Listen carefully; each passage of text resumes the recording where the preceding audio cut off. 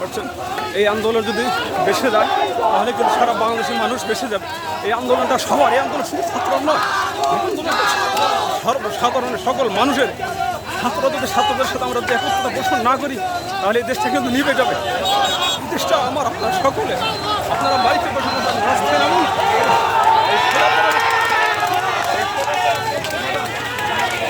এই স্বৈরাচারের পতন ঘটাতে হবে।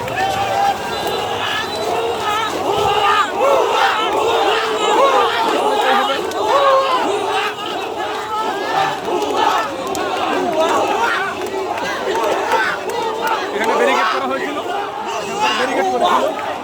পুলিশ এখানে ব্যারিকেড করছিল শামসুল হকের তরুণের সামনে।